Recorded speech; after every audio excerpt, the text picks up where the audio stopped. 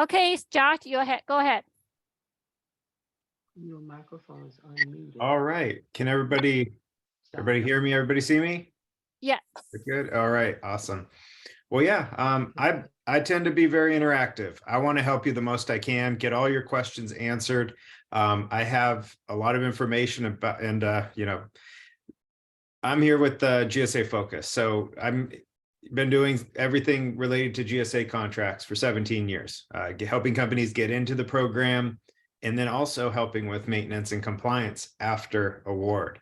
So I'm going to go ahead and launch in. Can I share my screen or should I just talk? Nope, you can share. Yeah, I think you can share. All right.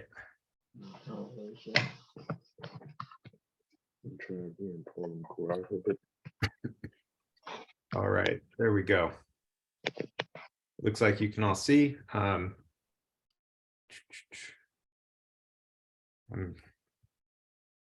Okay. All right, I'm going to start at the beginning. Looks like I was right in the middle. So yeah, GSA contract basics. This slide deck kind of just goes over the 5 things that you would want to learn before getting a GSA schedule. So it really helps with the discovery and learning stage, which, I'm guessing if you don't have a GSA contract yet, you're probably around there at some level. So we're going to cover kind of just basically what is a GSA contract. As simple as that question sounds, it can be really confusing. Go over qualification, eligibility, second, and then third, the process of getting into the GSA program, what your time investment would be if you did take the plunge, and then finally, the big question is, will a GSA contract grow your business? So we'll go into that, give you a lot of data, a lot of numbers to help kind of make a good decision.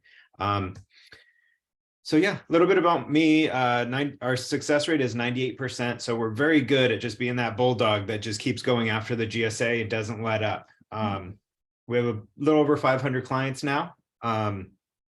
Almost all of them are small businesses. We work really well with small businesses. That's really why that's our mission. That's why I founded GSA Focus. Among our clients, they average $917,000 through the GSA program each per year. Founded in 2006 by myself, and I'm a 4th generation small business owner. So sometimes it seems like I didn't have a choice in founding a business.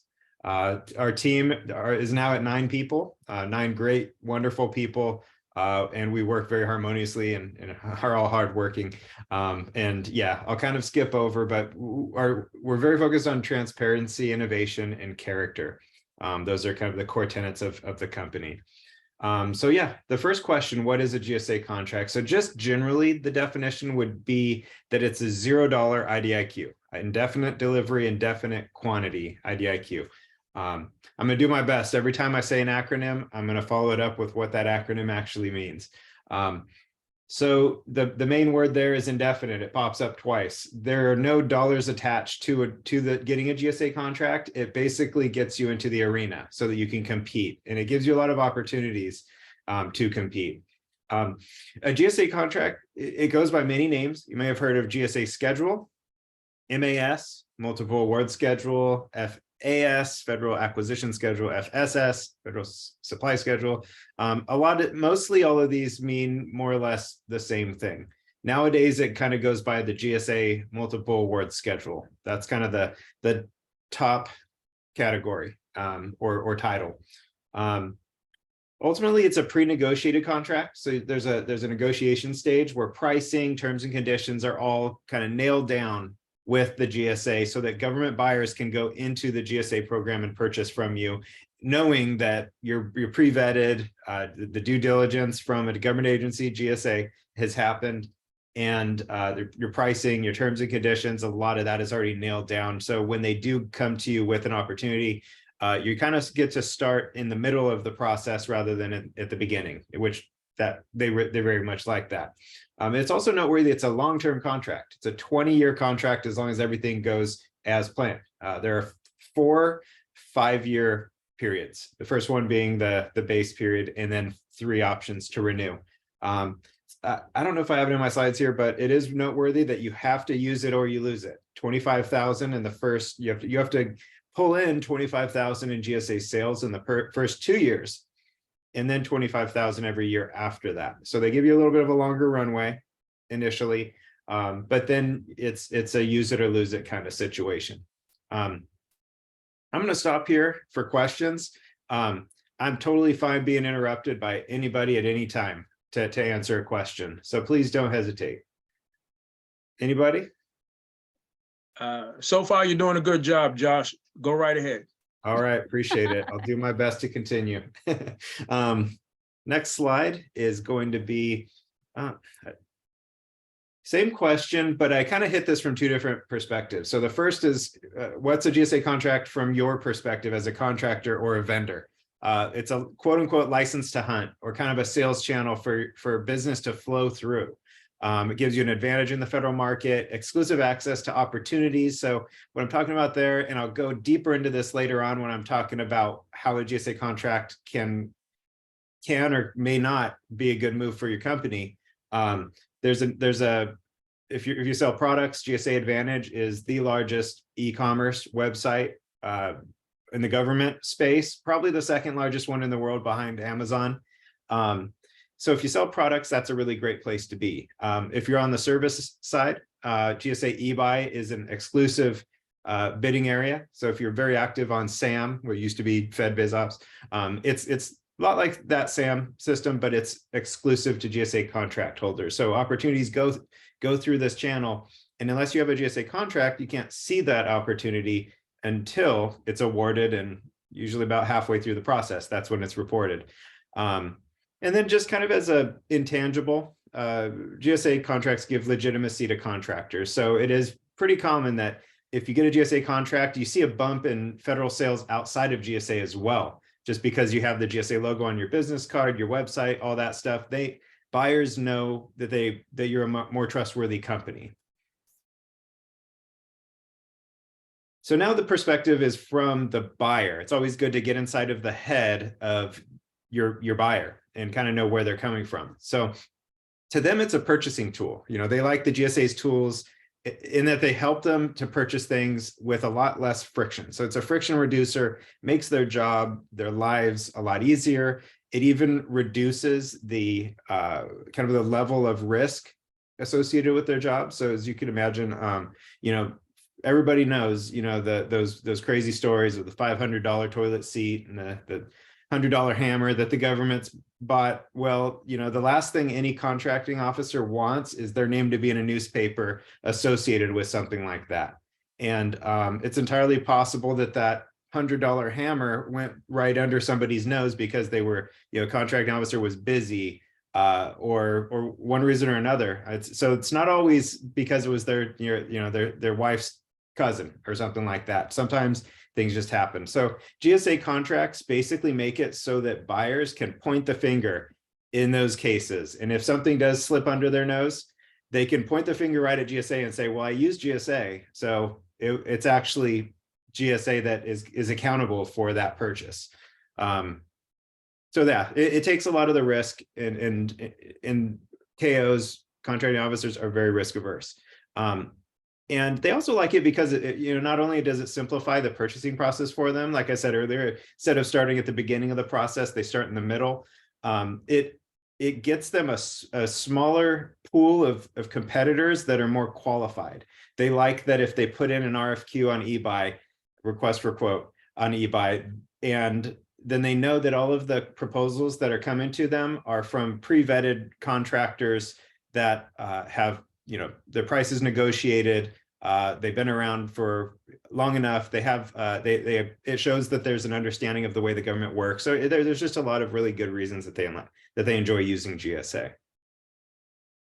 Now we're kind of moving on to question 2. What's it take to qualify for the GSA program? So a business has to be around for at least 2 years. That being said, there is a program called Startup Springboard. It used to be applied to innovative startups, but nowadays it actually has been opened up to everybody. But the other categories, the other 2, 3, and 4 here are still very, very important. So if you've been in business for 2 years, that removes a speed bump. If you're a startup, you're not ineligible but there is a speed bump. I'll just put it like that.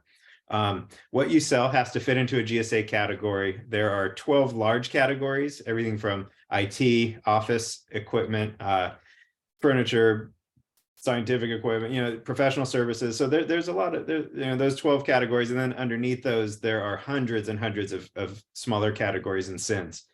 So chances are what you do fits into at least one category. And that's where I always say just reach out to me and I'll do the research for you and make sure that there is a place for you there. The third one is past performance. So the GSA does not want to be your guinea pig.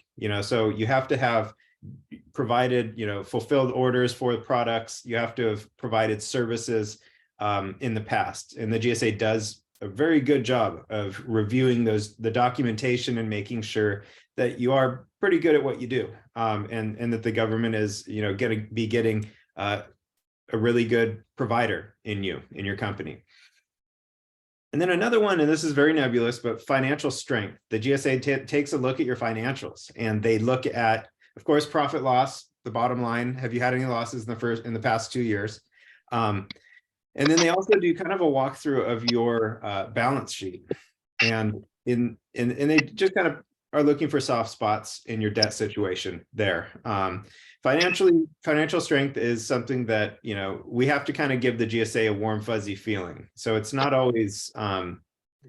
Sometimes this flies right through, and financial strength is very easy to identify. Other times, maybe there's a couple little holes that we just have to work to explain away and give the GSA a good feeling. But yeah, that's about it for qualifying. There's more little things, but these are the big four. Any questions at this time? All good? No, you're doing good, man. You're doing good. Keep it going. All right, now we're moving on. How do you get a GSA contract? Here's a little visual that I created.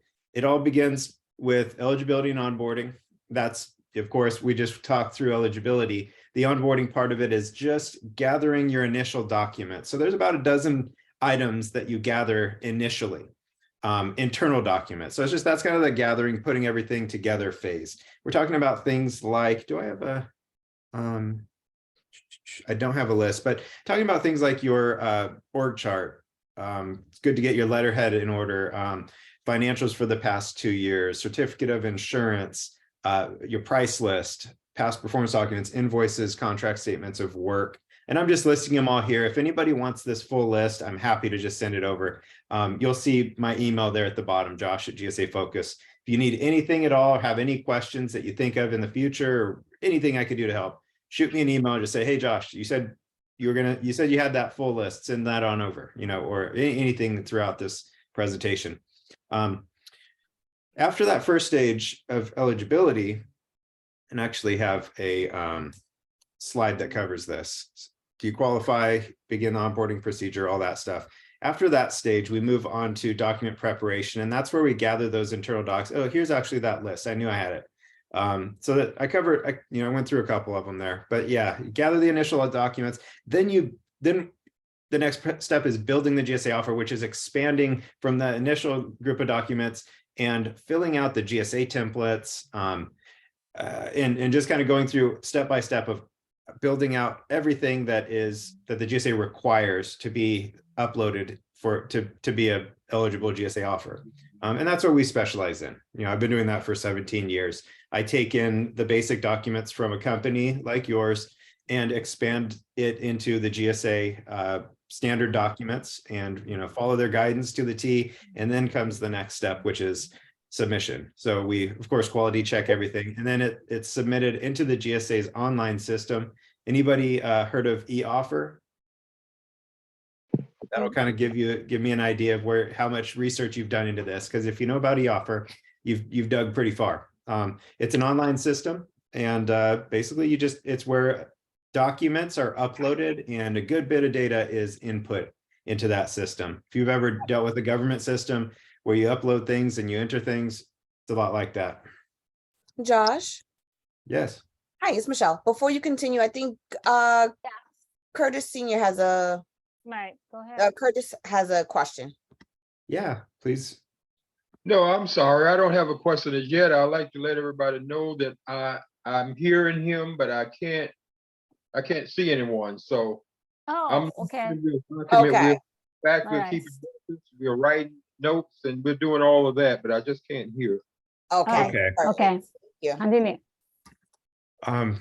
I'll try to talk a little bit through I'll make sure that anything that's on the page visually is covered, you know, in stuff I say. So after well, let me go back a step. So we just did the submission. The fourth step is the offer review. This is where the GSA gets involved, because once we submit it, it's going to go through a pass fail. I call them the gatekeeper. They're going to reject it if there are any major issues. And then if they don't find anything, they're going to go ahead and pass it along and assign it to somebody else inside the organization. And that's going to be a contracting specialist or kind of liaison throughout the rest of the process.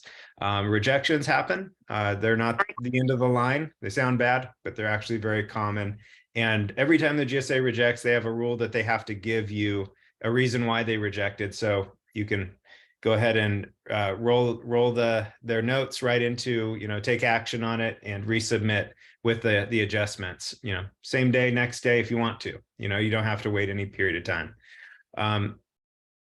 After, rejections usually happen towards the front end if they happen at all. After that, the GSA kind of gets to the point where they know the documents pretty well, but they have some questions. They might have questions. They might need some additional documents for support, whatever it may be. Those are called clarifications. And there's usually anywhere between 1 and 3 rounds of clarifications. This is where, this will give you a little peek behind the curtain. This is where the GSA guidance kind of stops and the personal preference of that particular person reviewing the documents starts. So this is when, if I've been doing this long enough, I know a lot of the contracting officers there personally. And I know if I'm assigned Neil, then Neil is going to send me a, 27-point dissertation on clarifications with a lot of redundancy. That's just how Neil works. And then there will be Yolanda, who's very short to the point, and she'll send 3 things and they'll be really easy to track, so every person's different. And you just kind of have to roll with the punches of who it is that you got assigned. Now, after the documents come to the place where the GSA is satisfied, we move into the award stage. And this is where things really heat up. Negotiations are scheduled. That's when, somebody from the GSA or a handful of people and if you have a consultant like me, or you have anybody else on your team you want on that call, they all schedule a phone call and have a powwow to go over your pricing. The GSA always asks for better discounts than what you've presented initially. I always recommend just go in with 1%. And then terms, conditions, all of that is all hammered out as well. How, your shipping, your quantity volume discounts, so all the stuff like that. And then the GSA tends to go over some of the major clauses over negotiations as well, just to make sure there's a really good understanding there. After negotiations, there's a kind of seal the deal document called the final proposal revision, FPR. And once that is, and it's just kind of like it sounds, it seals the deal. Everything you discuss in negotiations and everything from your offer previously is all rolled into this document. It's about it's a very, very succinct 3 pages usually. And then you sign it and you send it back. And then the GSA is going to grind away for the next week or 2 on the back end of their system, working to get everything awarded. And then an email goes out where you got to go in the system and click a button to accept the final award. And then it's done. You're issued a GSA number, you pop up in the GSA systems. It's very common that initially as everything lands, it's wrong. There's bad information, the wrong email got put here, the wrong address, whatever. So there's some touch-up work that's required. You have to register within the GSA's vendor support center. There's a thing called SIP where you upload the final documents, and that's how they get into the right places with GSA. We handled all of that for our customers, but they're just all of that to say that there is a post-award process to kind of configure your account within GSA. And then after that, you really just focus on business development and GSA compliance. The GSA systems are pretty easy to use and navigate once award happens. There's there's a handful of maintenance tasks and admin stuff, but it's pretty manageable. All right, any questions there before I move on to the time? Josh, I think because our time gonna be shortened for 30 minutes, so I'm gonna have Patrick start, and then we're gonna wait for after Patrick finish, and we're gonna have everybody ask the question. So maybe you can use that couple time. And I want to let everybody know, Josh does have a 20 minutes with everybody. I can set on the meeting for everyone if anybody want to meet with Josh later. So let's have a Patrick come up. And Patrick, go ahead. Sounds good. Patrick. Patrick. Good morning. Yeah, go ahead and run it any way you want to run it, Stephanie. He's giving out some good information. Yeah, he does. Whatever works for you. Okay, Patrick, I want to, because I think a lot of people here has AA or they are under the certification or they are kind of pre-certification. Most people want to know is how you experience co-op, because Josh is expert in GSA schedule and your friends already have a GSA schedule. And then you graduate from AA, and then I think a lot of people want to know is how your path, like service disabled firms, AA, GSA schedule, and then you utilizing our SBA program like Surplus with a nonprofit or other veteran business. So I want you to kind of utilizing some of the business and kind of run through that with everybody here. Carlton is just underway for another 5 years with AA, and I think some of the people already have some public government experience, and some people just brand new in the government. So everybody's waiting for you to share your journey with the government contract. Go ahead, Patrick. Okay. Well, good morning. First of all, thank you very much, Stephanie, for having me speak at this conference. And Walt, you were doing a great job. You were doing a great job, Josh. I actually enjoyed sitting here listening to you. One thing that I will tell everyone on the panel that's out there listening is you're always going to learn. And I don't care how long you've been in business or when you start thinking that you're at the level that you don't have to learn, then that's the day you need to take your shingle down and go fishing or do something, because you're going to fail in business. I don't know how many of you all are military, but if you are military, that is a plus. And the reason why it's a plus, it gives you a lot of things that the government is looking for. Again, the military is a government entity, and the government want to keep as much work as in-house as possible. Now, that doesn't mean that if you're not military that you're going to fail. Please don't take that as any kind of way of thinking. As I was laughing at Josh when he said how I was dressed. I guess I'm a dinosaur in this business world, but I still, Jurassic Park was a great movie. I like dinosaurs. What do I mean by that? Culture of your company is the key thing. I'm gonna kind of start here and try to hopefully scope it in and tell you, culture of your company is a good thing. Whatever kind of company you're going to start, you got to figure out what is your culture. And that culture is set by you as the owner, whether you're a one-man band or you're a two-man, or 200. If your culture is, I don't want to start work until 10 o'clock in the morning or 12 o'clock in the morning, and you're a startup, some people may say that'll never work. Well, if you have a way of making that work for you, then that's cool. That's fine. But if you're trying to be in a traditional world where you're supposed to open at 8 and your culture is, well, I get in when I get in, I don't know how long you're going to be in business. So I'm just starting kind of broad, as I said.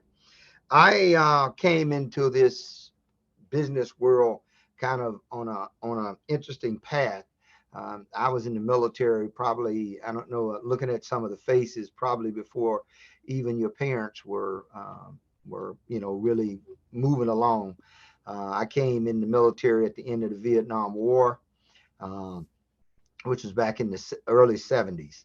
And at that time, as an officer, you could not go out and work at Kmart. Most of you guys don't even know what Kmart is.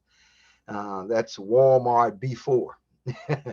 And the reason you could not work in Kmart is whether you're an airman or private in the military, you've been working at Kmart for the What's up, last sir? 3 years because you've been at Fort Sill or Fort Stewart or McCord Air Force Base or wherever. And you have been the guy that has been running the night shift. And all of a sudden, here comes this brand new lieutenant or captain or whatever comes in, and he wants to work at Kmart because he needs a job, and he's working for this PFC or Spec 4. And tomorrow you go back to work. Now this lieutenant or captain is in charge in this Spec 4. Now, what is your major job? You're a soldier or you're an airman. And so the military came up with a process that you had to get a letter signed to be authorized to work in the environment, in the civilian environment. And so that is to make sure that, as I just told you, that scenario. So therefore, as an officer, you had to either decide to be a white collar job, or you had to start your own business. So I took the latter road, and I tried to sell Amway. I don't know if anybody is familiar with Amway. I had a stint of trying to sell Amway, lost all my friends because I had a whiteboard in my back and in the back of my car and a trunk full of supplies. So whatever you want. Now, now I tell everyone this story because there's a meaning to it. Every encounter you have, even if it's a bad customer, you're going to learn something from that. So I learned a lot from Amway that I would never have learned had I not took that plunge and failed in Amway. And I don't call it a failure. I did not succeed the way that a lot of people did, is a better way to put it. Entrepreneurs don't truly fail.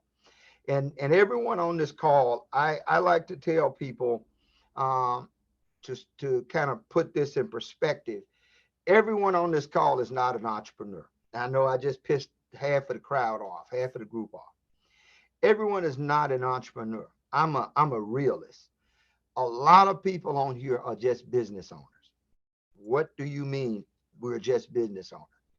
You came up with a great idea. You figured out that this is something that I want to do for the rest of my life because I got the best mousetrap in the world. Now, as soon as you hit a wall, as soon as that customer tells you, hey, these mousetraps don't work, I want you to come pick them up. I want a refund, and I want. You decide, you know what? This ain't worth it. I'm going to go do something different. That's what a business owner is. An entrepreneur is the guy or girl that every wall he hit, he looks at it not as an obstruction, but as an opportunity. It's an opportunity to change the way you are doing business at the time. You're making $1 million this year. All of a sudden you hit a wall and you go.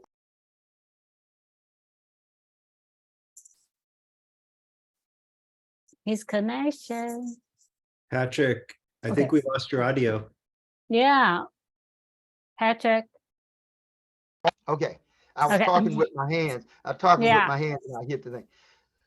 So I was saying, you hit that wall, use it as an opportunity to grow and learn, to not make that same mistake again, and not look at it as, oh man,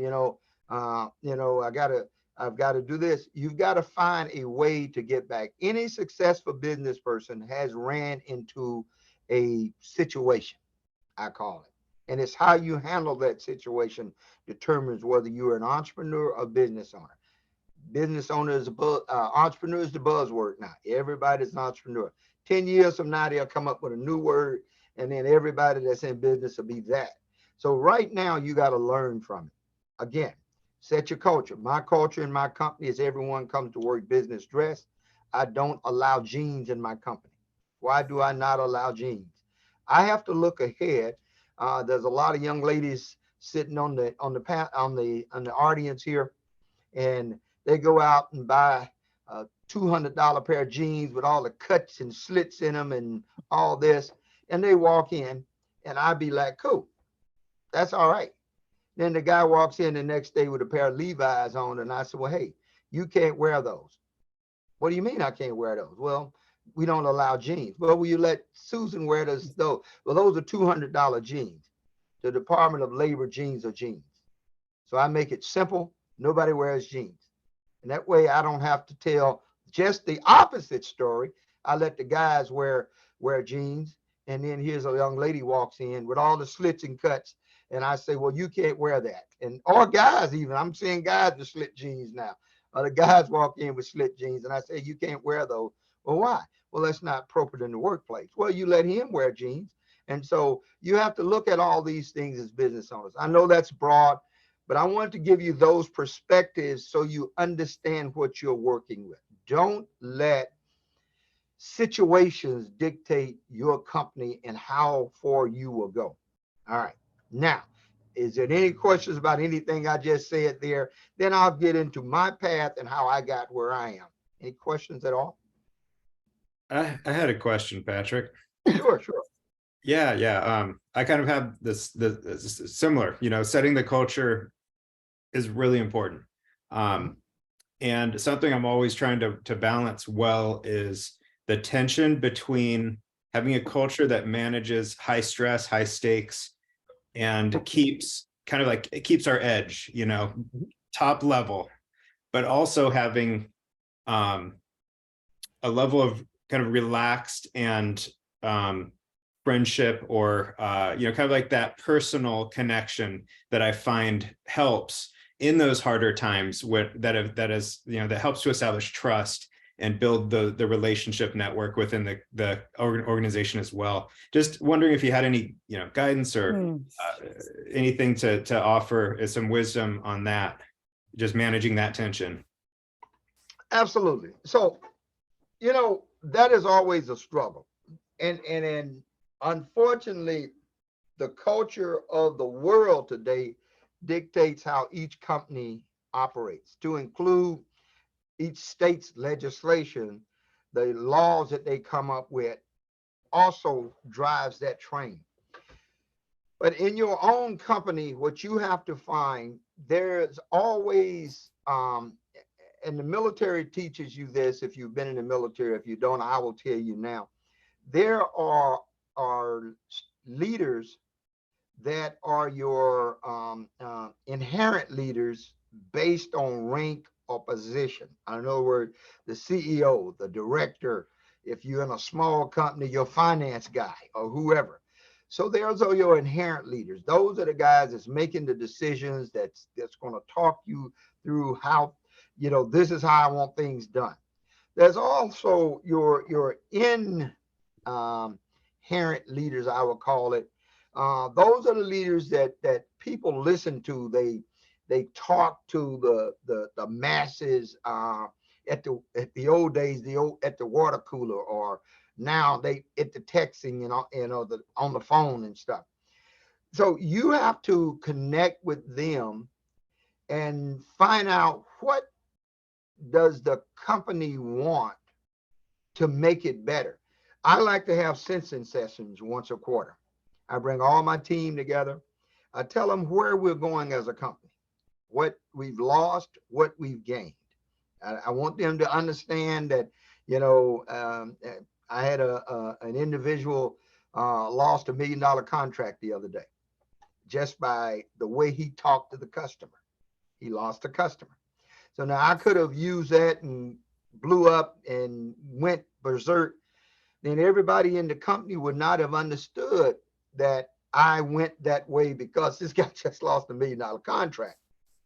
All they would have seen is the CEO of the company is acting a fool. He and everything negative that has happened in their mind, even if it was at home, they're going to use that as that's why he's upset. So what you have to do, I believe, is have those monthly meetings, have a suggestion, old school, have a suggestion box somewhere in the building without names on it so they can tell you what they think. I've had, and give you the example you just had, we're talking about. I just had, hey, I think you should let us wear dress down Fridays. We should wear jeans. Those you're going to listen to, but those you don't have to follow. But if they say, I think because of the winter, we should come in 30 minutes later and get off 30 minutes later. Well, then you bring that to the next quarterly meeting and you said there was a suggestion. You say you don't put it on you saying, hey, do you guys want to just come in 30 minutes later so we can get out of here? Because someone likes sleeping in that extra 30 minutes, but others like to get up early so they can get the hell out of there away from the home and go back home. So you say it was a suggestion by one of our staff members or one of our team, I call them team members, one of our team members, that we get off, that we come in 30 minutes later because it's darker, there's ice on the road, and that means instead of 5 o'clock, we'll go home at 5:30. And then discuss that among yourselves. Let your supervisors know. Don't give me an answer right now. Let your supervisors know. And then they will then decide among themselves. And once decision is made, they feel they were a part of the decision. If that may, now that's the long answer to the short question. Did I hit some of the stuff you were asking, or did I need to zero in on something? No, that was great, Patrick. Appreciate it. No problem. Okay, if no other questions, I'm gonna keep moving. So, and I know time, people don't believe in meetings, times is not an element or issue. We think we can just talk and talk, you know, this is Patrick now, can talk and talk, and we can talk forever. But we got to realize that even though it seemed like 2 hours or 2.5 hours at the beginning, it gets to 15 minutes real quick, and that's all we got left. And then we miss all those things, those jewels that we need to put out. So I'm going to speed it up a little bit. If you do have questions, I'm going to try to run through this segment, give it back to Stephanie, and we'll go from there. So I gave you that story about how I got into it. I kind of by accident, I planned to get out of the military, retire, make $50,000 a year with my retirement, go fishing and hunting and do just what the hell I wanted to do. I'm a faith-based guy, and I tell people, if you're not faith-based, you got to have something or somebody to lean on, because there's going to be some times you're going to have to close the door and either get on your knees or you're going to have to cry. One of the two. You got to figure out which one you want to do. I choose to get on my knees and pray about it, and I work by it. It works for me. I'm not saying it won't work for you. I'm a faith-based guy. I tell everybody that before I start talking. The second thing before I now start talking, I want to put the disclaimer out that I put out before every speech or every talk that I do. Everything I'm saying affects Patrick Hughes and Hughes Group and the other companies that I have. I'm not telling you that this is how you should do it. I'm not telling you this is not how you should do it. Mine is a suggestion and a talk. So I need to put that out, because I don't want someone to say, Stephanie, you brought that guy on and I followed everything he said. And now I'm bankrupt. Okay. It worked for me. Okay. I as I told you, that was my goal. Retire from the military, do whatever. I went on a trip with my wife and went out somewhere, and they did a carpet cleaning job. I won't get it all into the details. Did a carpet cleaning job. It worked well. I said, oh man, this is great. They make this much money in this little time. I came back, started, like I told you, I had to have either a white collar job or I had to have my own business. I started a carpet cleaning company. And I was doing it in the evenings when I would get off, and on the weekends. It started taking off so fast. And most businesses, if you've thought it out, you don't have to do a formal business plan, but write down what your plans are and how you're planning on doing it. It don't have to be something you're going to turn in. It gives you an outline of how you want to run. Now, I haven't looked at my business plan in 3 or 4 years. I'm going to tell you now. Most people look at them every year. That's what I've chosen to do. I've got to the stage now that I have a team. They put a strategic plan together. They bring it to me, and I don't get the business plan and go back. And on page 7, I had. So anyway, I started a carpet cleaning company. All of a sudden, I was doing it nights, weekends, holidays. I even had to start taking leave. If you were in the military, you know what that is. I had to start taking days off from work because of big jobs that I had to do. Got ready to retire from the military. I was going to be the carpet cleaning king of the world. And I had 19 years in the military, got an assignment. If you were as an enlisted, you just get orders that you're an officer.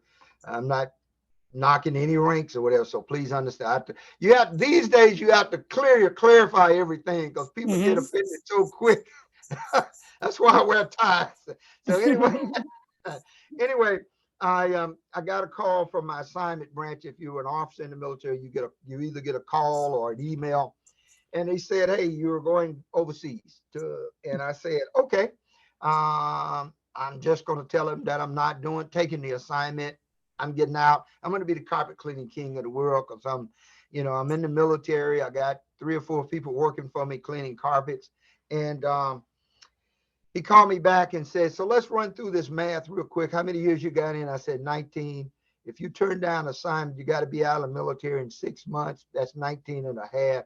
And I believe you have to have 20 to retire. So I hate to tell you this. You're going to put all this time in, you're not going to retire. I decided to get funny with him and tell him, "Well, I tell you what I'll do. He said, "I will let you pick where you want to go." I tried to be funny. I said, "I want to go to Japan." I didn't think that there was a base in Japan. I hadn't really did my homework. I was just off the cuff. "I want to go to Japan." He hung the phone up. About 2 days later, I get what's called a request for orders, RFO, says that, "Okay, you're going to Japan. Here's your reporting date." Best decision that happened in the world. I went to Japan, saved my money. I came back, started in the business again, went on base, and someone say, "Hey, you're a faith-based,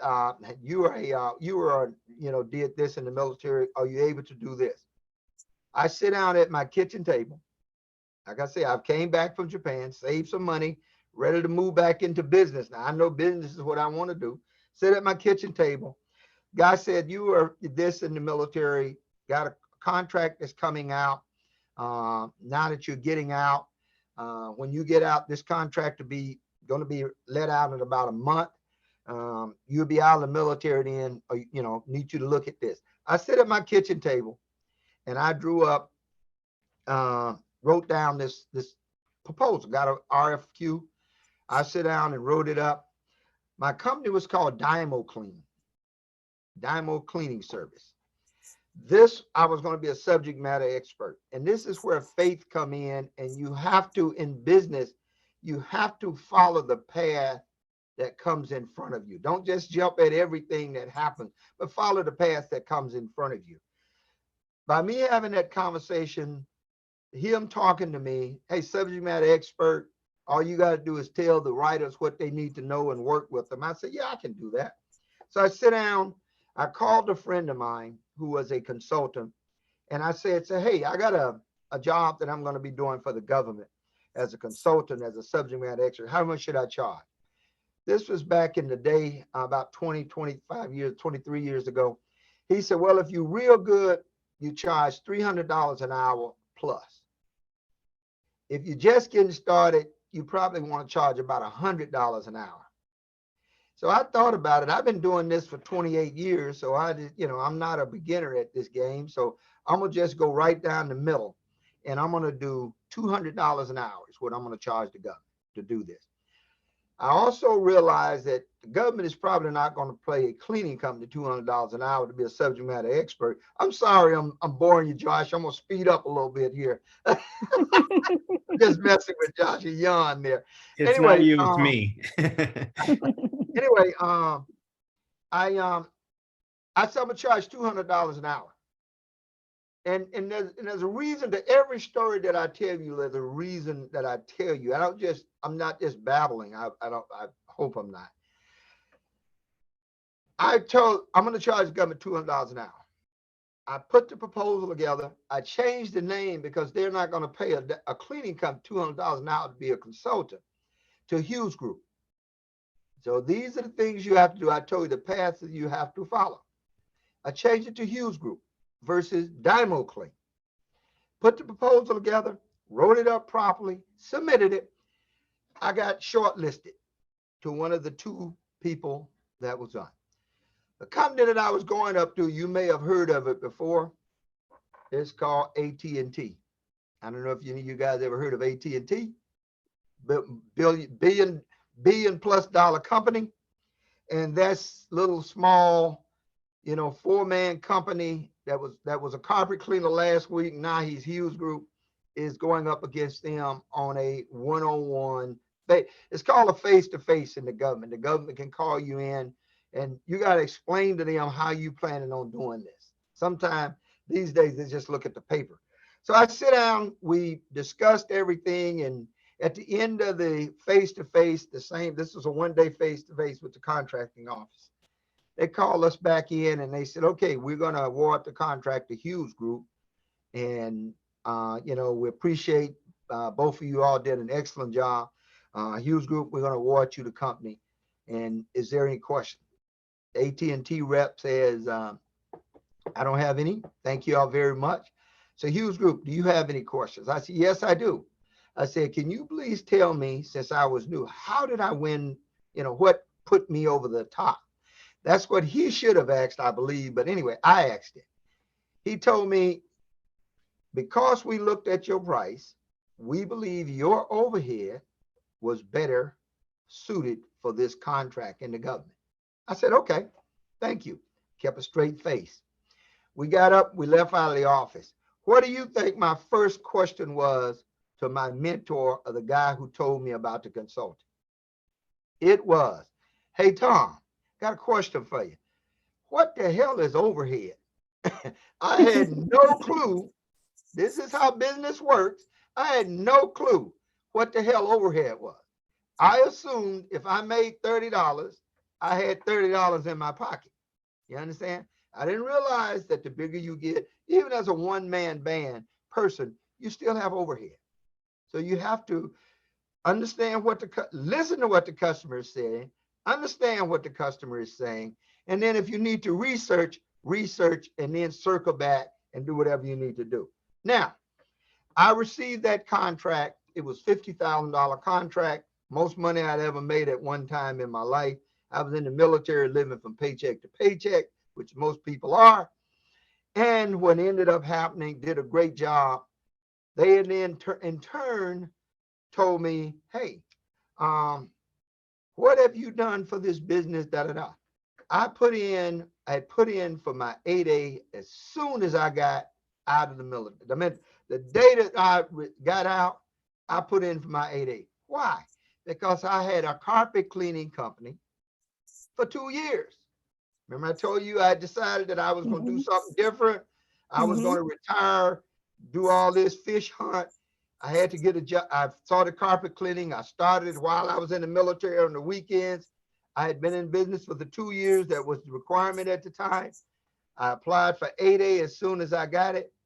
I then got the contract. You're following the timeline here. When I finished the subject matter expert, because we did such a good job, I had just got awarded my 8A 30 days prior to finishing up the contract. I got a call from the contracting office.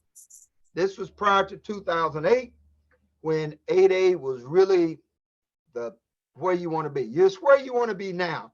But in 2000, prior to the Obama administration, which he came up with, everything had to be competed. And there was a reason for that. And if you ever want to know, I can talk that piece too.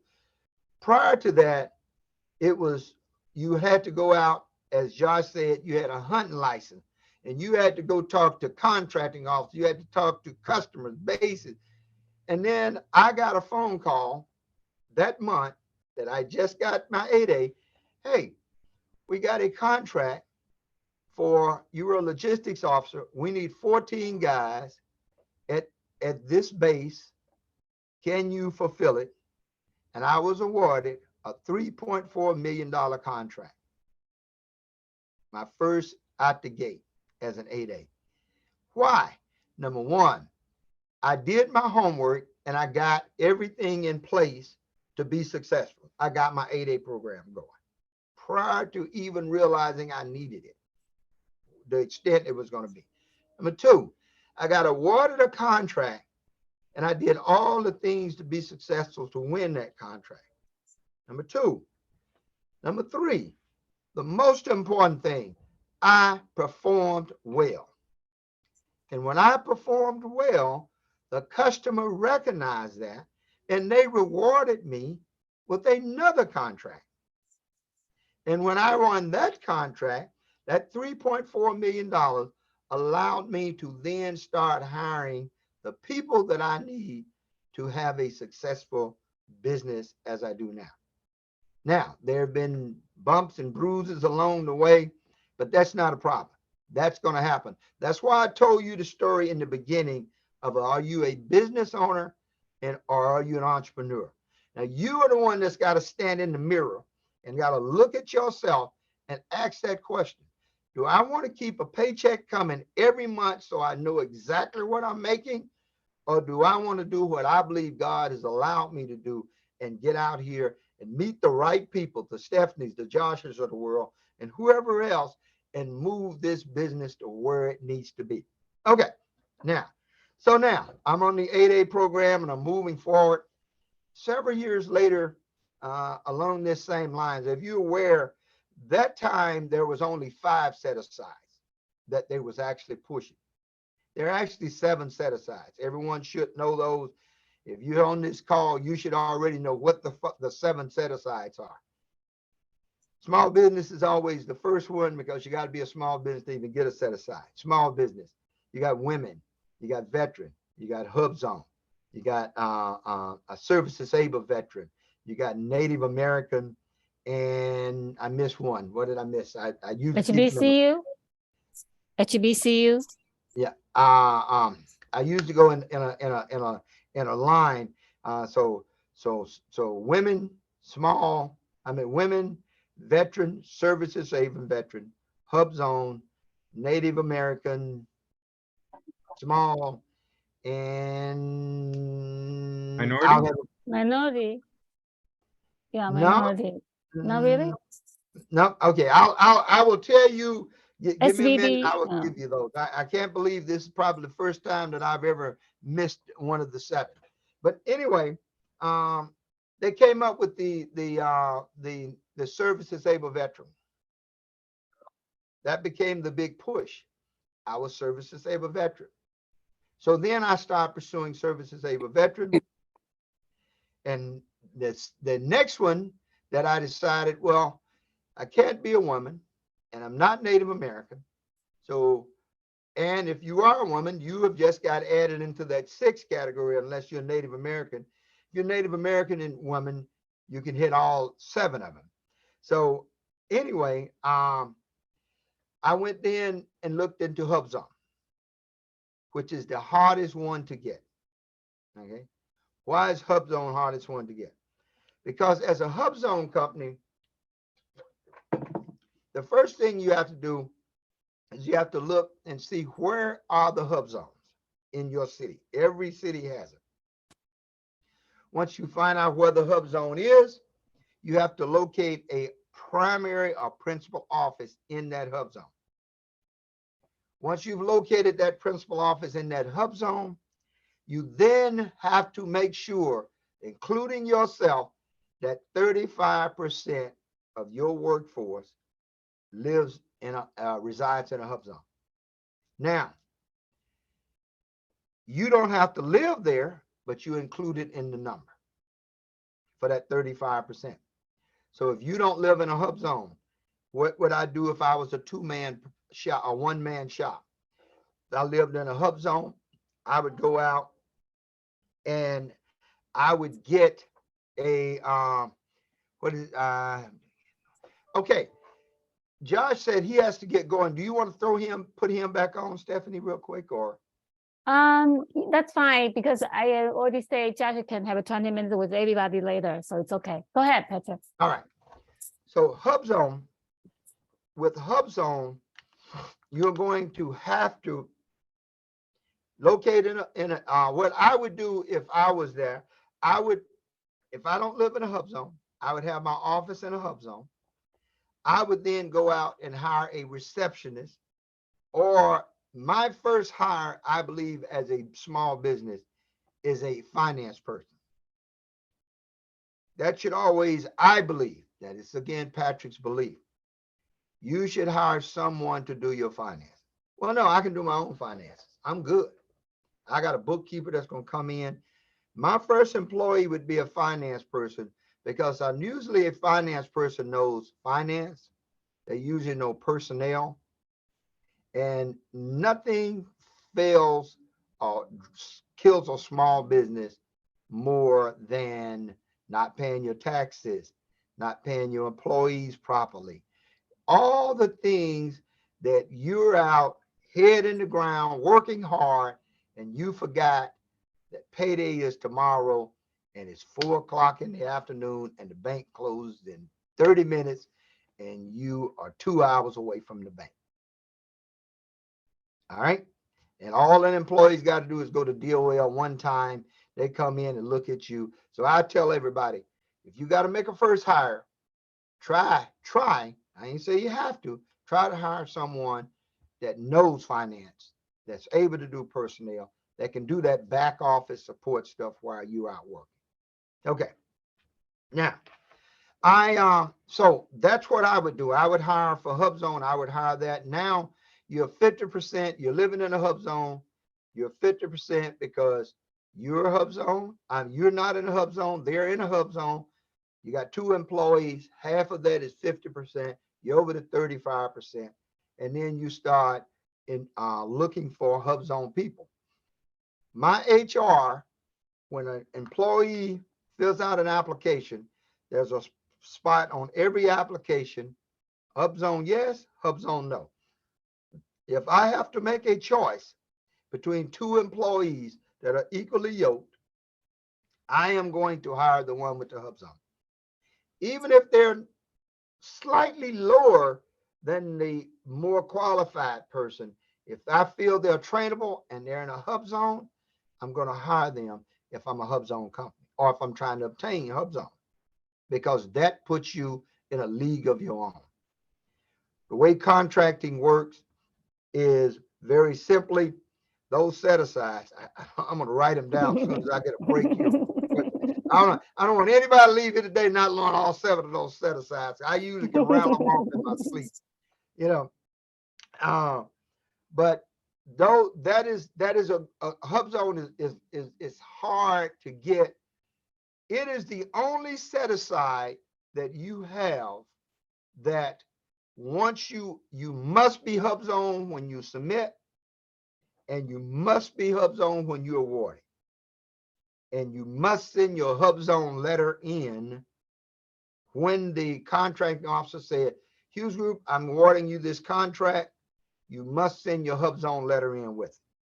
Because if you don't, they give it to the next person that's down the list, because it, I push hard on Hub Zone. Okay. Now, here I am. I've got my small business set aside. I've got my 8A set aside. I've got my veterans. I got my service disabled veteran. I got my Hub Zone. That is 5 things that when a contracting officer awards me one contract, he can hit 4 other buckets. And that's key, because they have to report back to DC every year that they have made all of the goals that are set by Congress for them to make. 3% women, 3% service disabled, 3% veterans, 3% Hub Zone, etc. Everybody track it. So now, once that is done, my next move was, hey, what do I need to do next? I then said GSA. So I'm giving you my pathway. The next one was GSA. Now, there's 2 ways of getting GSA.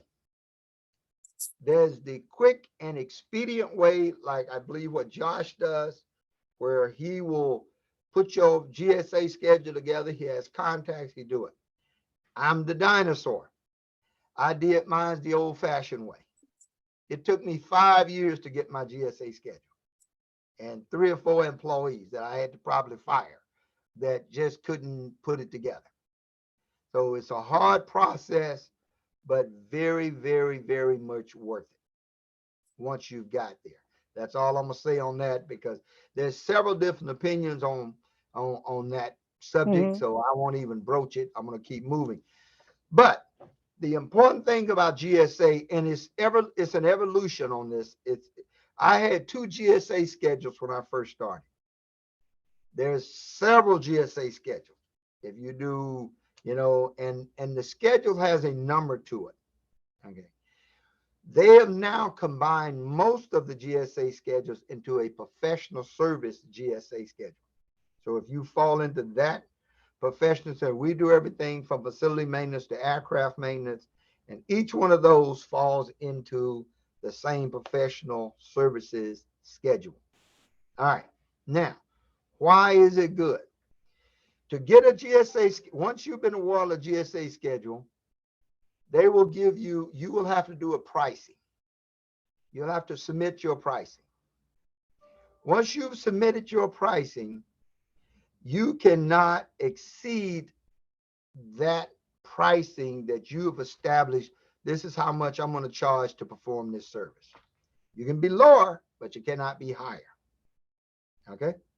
I am not going to sit here and go and discuss with you how you should discuss your scheduling and sit it together.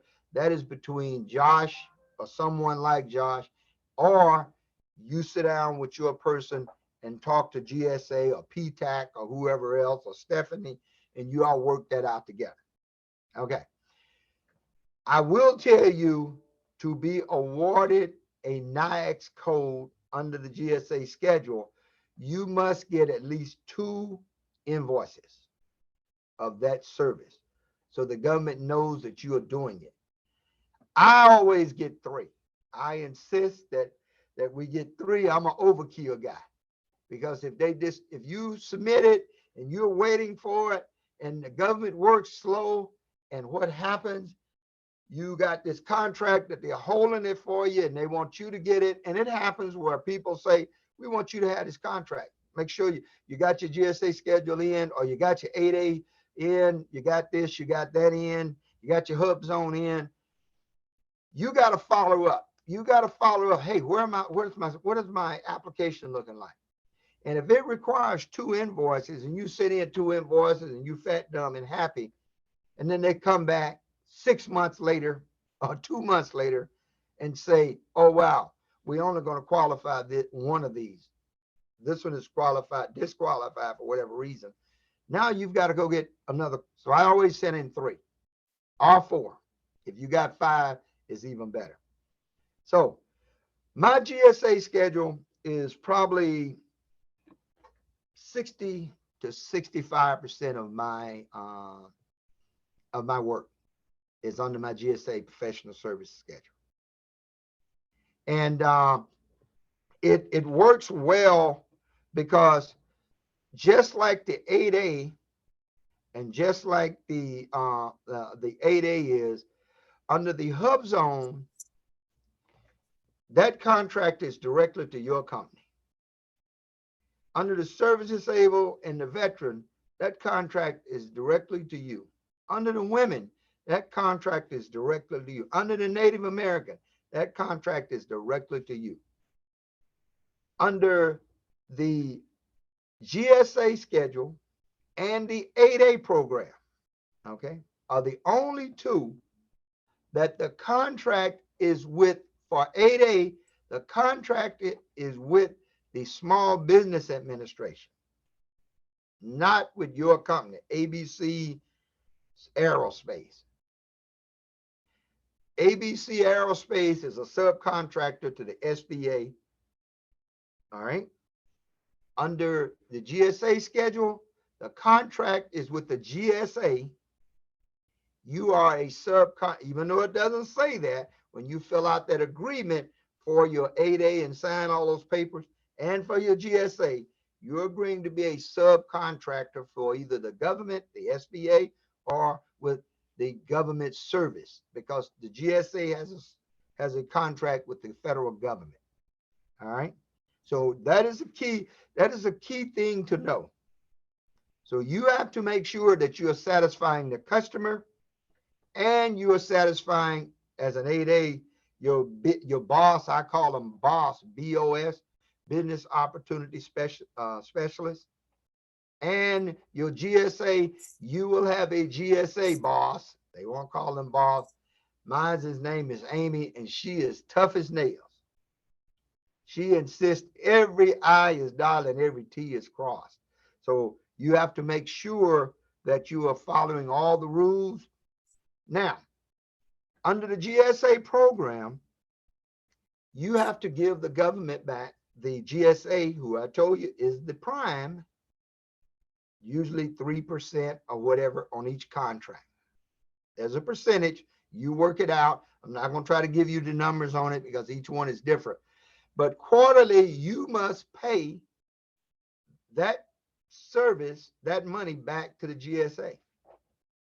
And they will meet with you quarterly and go over your numbers and make sure that everybody's paying what they're supposed to be paying. Everybody track. So the important thing out of all the stuff that I've just told you is, number one, do your homework. Know what you're getting into to the best of your ability. Number two, try to hire, this is the hard part, try to hire the most qualified person that you can at the time. If you were like me, I just hired anybody with a heartbeat and a say, I think I know how to do it. And I've paid the cost a lot of times. Everybody who gives you a resume can fly a 747 jet. They've only sit in the passenger seat of Delta. But if you give them the opportunity to write up a resume for you, they're going to tell you what you want to hear. You got to qualify.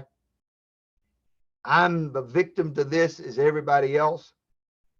Hire slow, fire fast. Why do I say that? Most business owners do just the opposite. We hire, I told you, remember I told you, hire slow, fire fast. We usually hire fast, fire slow. What does that mean? You should take your time in hiring someone. I use internships. I like to go talk to colleges, and if I'm looking for a finance person, go to your junior college. Find out, hey, there's usually some 70, 80-year-old people. I'm being facetious. There's usually some 30 or 40-year-old change of career people sitting in there who did finance for somebody, but they've never had the formal training. See if they'll come in for an internship. They're usually pretty stable, just want to get the job done, not jumping from job to job. But ask the instructor, hey, do you have anybody here that's looking for a job? Everybody in there? Okay, let's narrow this down. Do you have anybody that you'd recommend that you think would be a good fit? Tell them what kind of business you have. Build a relationship with that professor so that when that internship is over with, he's got somebody else in the boat for you. Then when you find the right one, you pick them and you put them into the place. Then you go to the next one and follow that same procedure. I'm bringing a lot of guys from the military and I'm taking the chance. It's speed dating at a slow pace. All right. I told my interns, what you are doing is you are long-term interviewing. So now, back to what I said, hire fast, hire slow, fire fast. Most people, they do it just the opposite. They bring a person in, he gives you a great resume, you in dire need of putting that person behind the desk. Okay, all right, when can you start? When do you need me? How about right now? Can you just, I don't really know anything about the person, and there's an important thing about talking to people like myself. You get real life stories. I will tell you, I won't give you details, but I'll tell you my HR, because I was so frantic about hiring a finance person, the resume looked like Rupert Murdoch. Everybody know who Rupert Murdoch is, right? Look that great. We hired them put them to work the next day, didn't do the background check that day. We put them right into work. We'll do the background check. Just come in tomorrow. We'll get you started. We'll process you. We did the background check. 5 years earlier, she had just got out of jail for embezzlement. Think about that. I just hired you for my finance person. I didn't do the background check. I was so happy to have someone with a resume that looked like this. She just happened to leave that little 3-year stint of prison that she did out, and we put her behind the desk. Luckily, we didn't get her into the system and all that stuff. But think about that. And there was a reason, and I hire formerly incarcerated people all the time for different jobs. But do you want someone that was accused of a certain crime to take your money to the bank? So think about that. That's why I told you, you got to think about hire slow, do the research, do a couple of interviews with them. I'm guilty of that sometime myself. Do a couple of interviews, make sure that person's right. And then once you put them in, give them the opportunity to learn and grow. Don't expect them to come in the first day and solve all your problems. Let them slow them down. A fast horse runs strong, but he don't run long. That was something that was told to me a long time ago. Let them sit down, learn the job. And then if you see that it's not working, make that decision fast, because it will haunt you not only in your business, but it will haunt you, I'm talking about in your day-to-day business, but it will haunt you legally, because the longer you keep that person in your employment, the better and the more ammunition they get to come after you for whatever reason that you got rid of them. You got rid of me because I was under 6 feet tall. You got rid of me because you like people with long hair. You got rid of me for whatever reason. And yes, you might, the dreaded word, you might win the lawsuit, but you will pay your legal fees, or you will settle with that person, not because you were right or wrong, but it's cheaper to get them out of your life. Hire slow, fire fast. Document. The whole while I've been talking to you, and it wasn't intentional, I've had a pen in my hand. Document, document, document. Hey guys, there's nothing in this world better than business ownership.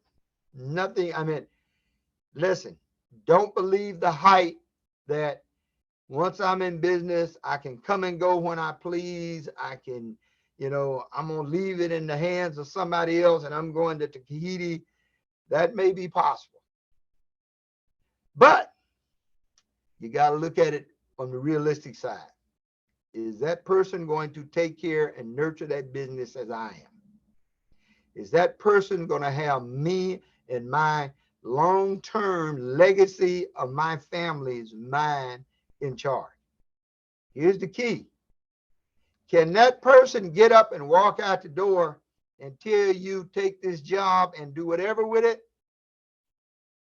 And who's left holding the bag?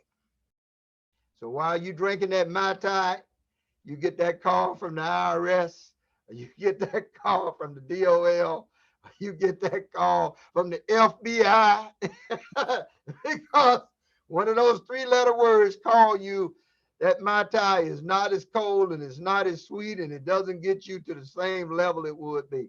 So yes, business ownership is great. Take care of the business. You can. I don't come to work before 10 o'clock most of the time. But when I get there at 10 o'clock, I'm usually the last guy to leave. Now I can take off and leave when I want to leave and do what I want to do, but that's my choice. All right. Thank you all very much. I hope I didn't ramble. I hope everything that I gave you was useful. Mhm.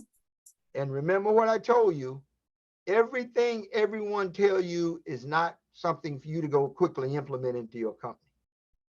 Look at it, listen to it, assess it, see will it work for you. Research, research, research, and then implement. All right, thank you. Patrick, can I have anybody ask you question before you leave, or we have 10 minutes? Oh, I'm not leaving. I'm good. Go ahead. Yeah, I'm go not ready to ahead, go yet. Carlton. I got about Yeah. 20 more minutes. Yeah, I know. Carlton, go ahead. Unmute yourself so you can talk. Unmute, Carlton, unmute. You're on mute, Carlton. Okay, go ahead. Okay, could you hear me? Yeah, go ahead. You hear me? Yeah. Yeah. Mhm. Okay. Patrick, Yes, I sir. do appreciate your stories and things that you were speaking of. I have a similarity with you in the sense of being 8A certified.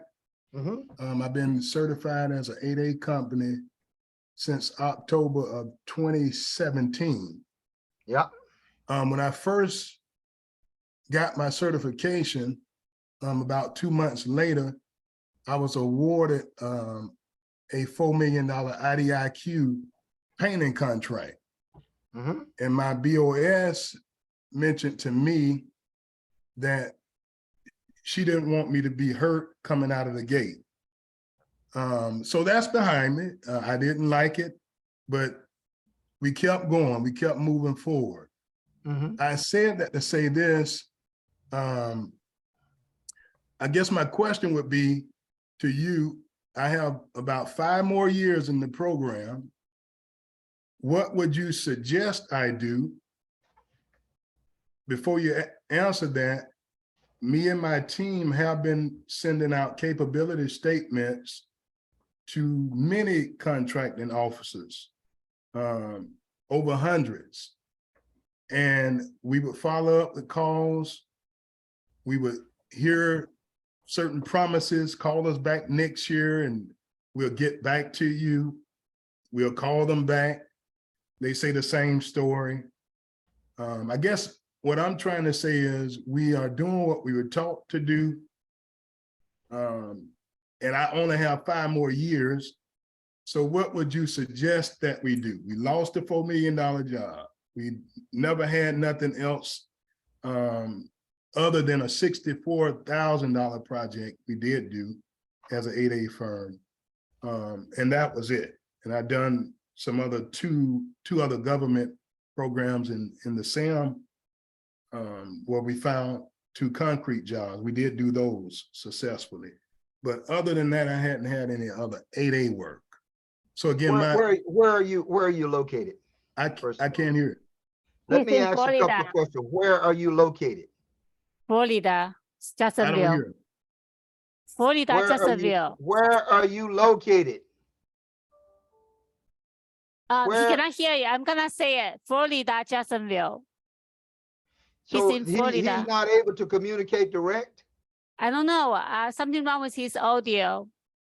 But he Okay. can say, I don't know why he cannot talk. So I'm I gonna can hear him. translate. I can hear him. You just I can't know. hear me. I don't hear guess. him. Ah, my goodness. We are testing earlier. So he's in Florida, Jacksonville. Can you hear me, Patrick? Yeah, Jacksonville, Florida. Right. Okay. All right. So can you hear me, Carlton? Carter, can you hear Patrick talk? Maybe if he mute his, can you hear me if he mute? Because he He heard didn't my unmute presentation. himself. Carlton, can Carlton, you hear what Patrick If you can talked? hear us, put the thumbs up. Right. He's not muted. Yeah, I don't know what happened. I think something wrong with his I don't hear phone. Patrick. Yeah, he He heard me can a hear minute ago. It's Patrick. Oh, he could crazy hear that him. he doesn't- Okay. All right, go ahead. He can hear me now? Curtis, can you hear us? Curtis, can you hear us? Curtis, can you hear us? Unmute. You know, with them, I have a technical issue here. All right, Patrick, can you continue? Then I'll forward to him. We are recording this section. Yes, I can Okay. hear Stephanie. Yeah, go ahead. Patrick Patrick can continue, and Curtis will Yeah. tell Carlton. Is it anybody else that can't hear? Michelle, can you hear me? I mean, you're We the, hear you. Yeah, hear we all you. hear Okay. you. Yeah, I think something wrong with Jay, Carlton. Jay, can you give me a thumbs up? You hear me? I'm Rashina Flood and I can hear you all as well. Yeah, Jay, can you, I see Jay on the picture. I don't see him giving a thumbs up either. Jay, maybe he didn't see it, but I'm sure he can hear you. Hmm. Jay, can you hear Patrick? Carlton may have to sign out and sign back on. Yeah, I will tell him 'Cause I that. definitely want to answer that question. Yeah, I know. Yes, I can hear you. Yeah. Okay, Okay. good. Yeah. So Jay, Carlton may have to sign off and sign Yeah, back on. I just sent him message. Yeah. So let me tell you, that is the ultimate question as an 8A. I had a young lady came to me one day, one time, and she had been in the 8A program for 8.5 years. And she came to me with 6 months left on her 8A program, because she only get 9 years. And there's nothing anybody can do with you in 6 months on the 8A program. And everyone is pretty much aware most small businesses fail. Definitely. I'm out of hearing everybody speak. I don't hear nobody speaking. Oh, he cannot see and Please. cannot hear Yeah, we can anybody. hear him though. Thank you. How so we can Bye-bye. we can hear you, but you cannot hear us. Okay. Michelle, can you take over? I'm gonna call him from another phone to tell him to resign. Michelle, okay. All right. Continue. Yeah, Patrick, continue. I I'm will. gonna just step I out. will, call not a him. problem. So the problem with the 8A program and most people, and I've talked to my SBA about that a lot. I've told them that you've got to bring in people like myself and others to actually talk to 8A people, 8A companies, because we think that 8A is the ultimate. Once you're there, contractors are going to come to you and just start throwing things at you. 8A is just like GSA or Hub Zone. It is a license to hunt.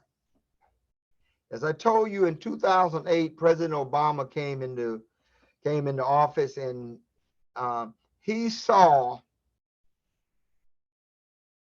everything in all of these set-asides being directed to certain people. So he said everything will be competed. Sometimes when we do things to help, we believe we're doing to help, it actually hurts some others. So once that happened, the BOS is giving you the large contracts kind of went out the window. So if there's the rule of two, did not apply for the 8A program. It was the only set aside that they could give it to you and could nobody protest it. Any of the other set asides, they could protest. So the first thing I would tell anyone is, if you get your 8A program, the first thing you need to do, you can send it to all the contractors in the world. But what you want to do is you want to find someone in the area or send it to other large businesses and show them your benefit of being a subcontractor to them. Now, I'm not saying don't send it to contractors. Does everybody here have a line card? Does everybody know what if you know what a line card is, just kind of give me a thumbs up if you know what a line card is. Yeah. Can you tell us what it is? Okay. And unfortunately, hold 1 second. Hold 1 minute.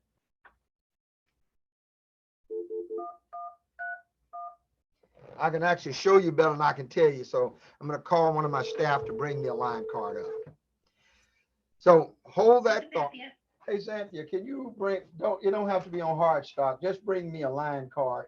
The construction, government, or whatever. Just whatever you got. Just bring it up to my office, please. All right. Thank you. So All right, I can show you better than I can tell you. All right, so is Carter back with me now? He still can't hear now. You can hear, I can't hear you now. Oh, you're muted. Okay, but you Yeah, he's can hear me. muted. He's good. He could hear us now. Okay, good. So send a line card, and I'm going to get you one to show you in a minute. Send a line card to other like businesses. You're in Jacksonville, Florida. There's got to be large painting companies there. Okay. You want to call the company and say, hey man, check it out. I got a license hunt for the government. I am willing to sub for you. We get a working relationship. And now we can then bid on contracts using you as my sub, because he's a large business or a, somebody that's been in business longer and is making $3 or $4 million. That's number one. Second thing you need to do is sit down with your boss and say, listen, I now have X, Y, and Z painting company that's working with me. And I lost that $4 million. Don't harp on it, but kind of mention it. We lost that $4 million company that I know I could have done.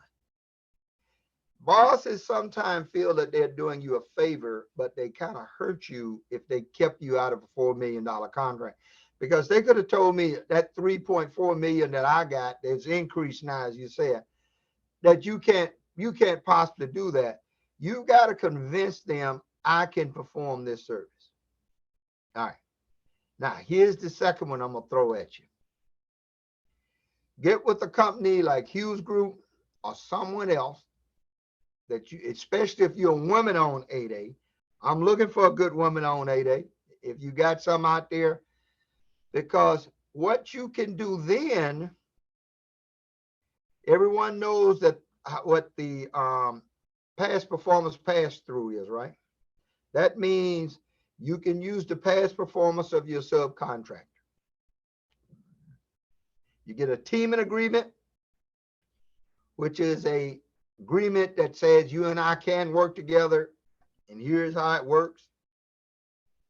That then turns into a subcontract. Then for legal reasons, team agreement goes away. Your subcontract is then now the document that you get to use. And you can roll out of, and I'm not telling you to get away from your passion, come in, of painting, but you can roll out of thank you. Thanks, Rick. You can roll out of the painting world, and you might be fixing helicopters next year in that 5 years. So don't typecast you into just, hey, I'm just a painter. You understand? Because contracts come out under the 8A program. You can go into SAMS and add your new NIAX codes with the stroke of a key on your keyboard. In the old days, you could not carry more than 20. It started off with 10, then it went to 20. Now it's endless. You can have 1 million NIAX codes. You might not be able to perform all of them, but you can put those on there. So don't just typecast into all I'm looking for is paint stuff. You got 5 years to run that side. Okay. The other thing you want to do is reach out to service disabled veteran. Are you a veteran by chance? Okay. Reach out to a service disabled veteran company that does painting. All right. Contact them and say, hey man, I'm 8A. Let's match some stuff. You put me on this 8A program, because if they're doing construction for the VA, you put me on a service disabled, then we can turn around and bid some 8A stuff too. So now we got 2 ways we can go after this thing. You tracking? You can't just sit and mark time for these next 5 years talking about the you ever been fishing before? Well, you need to go fishing. And don't talk about the one that got away, because you may never see it again. And if you do catch it again, it'll be at a later time and you are better to handle it. As a faith-based guy, I would say God knew you wasn't ready for it then, and it'll come back around to you. So I would say my advice to you, number one, each one of you need to develop a line card. And I'm not going to try to share it. I'm going to try to put it on the screen. I actually have a line card for my government service. This is what a line card is. It is a one-page document, front and back, that tells the name of your company, a brief description of what you do. I like to put some pictures on there of some of my eyes working. My certifications that I have, yours would be 8A. Let me ask you a question. Are you a member of the Florida OMWBE? Do you even know what that is? That is your first problem, okay? OMWBE is the Office of Minority and Women's Bureau. Office of Minority, Office, Minority, B, Business, W, Women, E, Enterprise. Now, once you get on that, I don't know if Florida has an affirmative action, whether they do or they don't, but your OMWBE will allow prime contractors that's looking for subcontractors that are minorities to go out and see you, and they'll call you then and say, hey man, you do painting. I got a 3% set aside on this for a minority. But it's like you going fishing that you say you haven't did without a tackle box. You just got a fishing pole and a hook. You tracking? Does everybody see the line card? What the line card is? It's usually on hard card stock. Yeah. It has my addresses. I'm going to come down this way. It has my NIAX codes.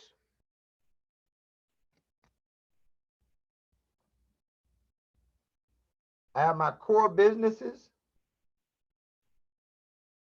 I have the contract vehicles I'm on. GSA, Seaport, Log World, Hams, Facilities. My set aside, service disabled, small, little paragraph, my name, my logo, pictures, and I use the backside. This is my slogan. Hughes Group plus you equal success. Come down here, I just kind of write down all of those things that I do. And you give this to them. They then will file this and go with it. What does most small businesses do? Most small businesses give a contracting officer a book. Tell you where you were born, how many children you got, how many paint jobs you done did, what colors you done painted in, and they do not have that time to read it. So it goes into the file 13 and never to be seen again. One-page document, gives them all the information, and then follow up. I tell everybody 90% of the opportunities are missed because they don't follow up. They do not call back and say, hey, did you get my line card? Did you get my call? Are you interested in working with us? All right. Before I go any further, Here are the seven set asides. I don't know why they didn't come, all of a sudden they popped in my head, and that's the first time I ever missed them. Number one, that I'm going to give you 8A. That's what we've been talking about. Number two, veteran. Then this is not in any order. This is just the 7. Number 3, service disabled veteran. Number 4, hub zone. Number 5, women owned. Number 6, Native American. And number 7, small business. If you are an 8A business, once you've been 8A, you are a disadvantaged business for the federal government. And you're disadvantaged as long as you stay under 35,500,000 employees, because you was on the 8A program. Did I give you any helpful information on that, Carlton? Go today. Don't walk. When you get off of this phone, get with Stephanie or whatever and call your local OMWBE. Call your local PTAC, PTAC.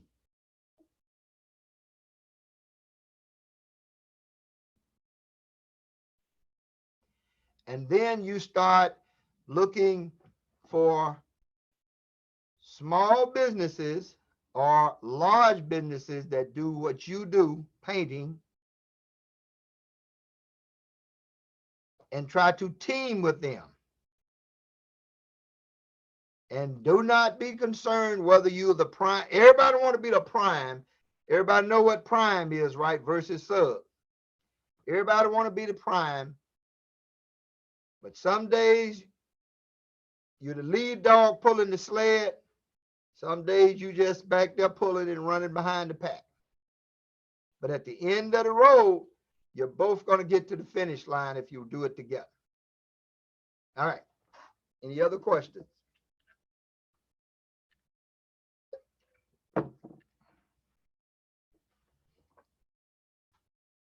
All right. Either I did a good job or I Stephanie, bored gotta you unmute. to hell.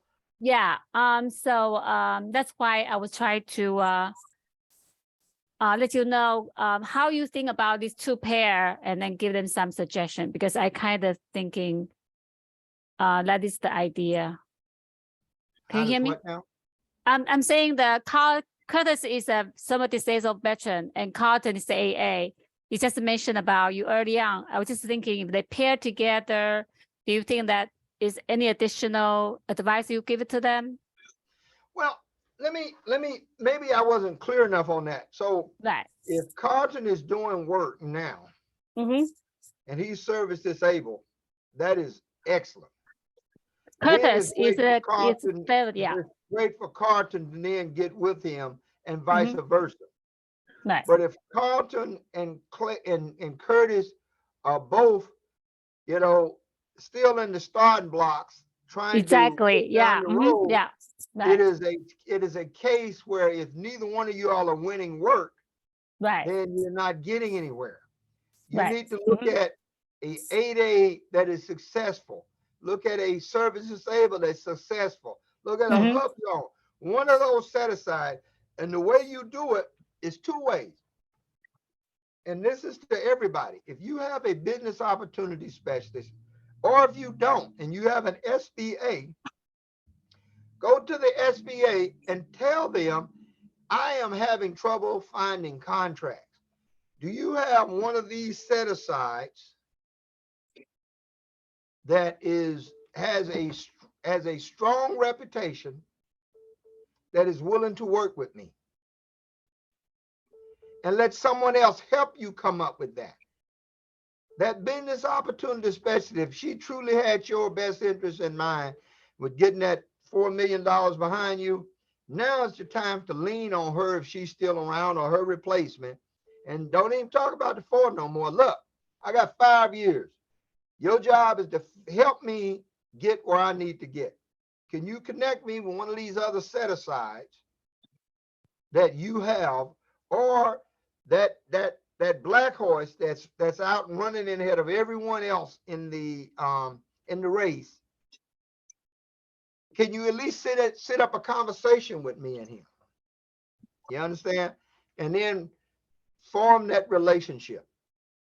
Most people at small businesses, when they start, and I want to say this to every one of you, do not be envious of someone doing the same work you're doing. I have a young lady who was killing it in a certain vertical that I do. I told her, hey, let's work together. Kind of snubbed the nose at me, told me, it brush you off the shoulder, right? Yeah, I ain't got time for that. In the state of Washington, there's now a requirement that and I do construction, every Department of Transportation contract has a minimum of a 3% veteran goal. Now, all that work that was done here is being done by Hughes Group. But because they had built such a hate for the fact that I was doing what they were doing, and when I was asking them to work together, it's not that I would not say okay now, but they feel that if they came to me and asked me, I'm gonna treat them like they treated me. So they won't even come and ask. So I'm telling you guys out of the gate, I don't know how long you've been in business. Be happy for the other business and always be the better person. Go high when they go low. Because if you build a 7-Eleven on one corner and a Quick Stop on the other, some people are going to go to 7-Eleven, some people are going to go to Quick Stop. Everybody is not going to go just to the one store. And I tell people that 2 things. Follow up. Don't just not do nothing. Follow up. And number 2, don't be envious or jealous or upset because someone is trying to follow the same dream you're trying to follow. Okay. Brian, I'm sorry, Patrick, I have one more last question for you. Because she's not here, I want to ask you, she only had 2 years left and she's a Native American company, but she's for logistics. Do you have any suggestions for her? So I'm meeting her this Sunday. She's a Native American? Yeah, she's a women-owned business, Native American, and she's a logistic company. She only had 2 years left in AA. Contact Patrick Hughes as quick as she can. Okay. I'm meeting her this Sunday. She's flew all the way from Idaho to North Carolina to meet me. She's a Native American and 8A? 8A and women-owned. 8A and women-owned. AA women-owned Native American. Let me tell you. I know you're gonna say. Qualifications, and she should have gotten Hub Zone. Somebody should have advised her. She should be a multimillionaire. I met her just last year, so I'm kind of, okay. Yeah. Yeah, me and my vice president would love to sit down and talk to her. All right, great. Thank you. Perfect. Any other have any question? I know Patrick is gonna run out for something. Anybody have any question, Brian? Okay, Brian has some question. Patrick, Yes, if you don't mind, sir, you don't mind, tell me, how old are you? I can't tell you that I have to kill you. Age is secret. I can't tell you. I have to kill you. All right. Yeah, all right. right. No, But I I'm can guess. 66. Listen, I am not ashamed of my age. I am a young 66. Okay, well, I'm going on 56 this year. So technically speaking, I hope I can retain all that beautiful knowledge that you just gave to us. Well, my mother is 102. She'll be 103 next month. So I hope and she can sit down and do the same thing I'm doing. She's able to talk business like I am. So I hope that I'm able to do that when I'm 103. Well, it's been a pleasure just hearing you speak, sir. I loved everything you said. You know, I'm just trying to learn where I could learn and grow where I can grow. You know, God has a path for me, and I'm hoping that I could be successful so, you know, other people can reap those benefits. Where are you located and what set asides do you have, may I ask? I'm in Atlanta, Georgia. What set asides do you have? You mean our business? Yes. I actually have two green energy companies. One is in transportation. The other one is for residential homes, commercial buildings. And the one with the homes is more about going on 2.5 years old come August. The one in transportation is going to be 10 years old in the month of March next month. And they're still considered to be, even though, you know, they're still a startup. When you look at the industry that they're in, they're pretty much startups because they have their own technologies, own intellectual properties, all of the above. Have you ever, let me ask you a question. Have you applied for the 8A program yet? No, sir. We were hoping a couple of years back, if we had gotten the funding that we were looking for, we were going to go in that path and secure an 8A DBA or 8A certificate. Yeah. Two things. I'm gonna give you 2 assignments, well, 3 assignments. Are you, I'm gonna ask you the same thing as I asked Carter. Are you OMWBE certified in the state of Georgia? No. Number 1, you got to get OMWBE certified because that puts you on some people's radar. I know there's more minorities in Georgia than it is in wherever, but it don't matter.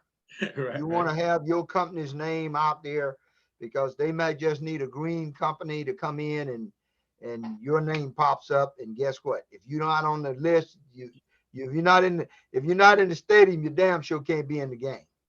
Gotcha. Okay, 1.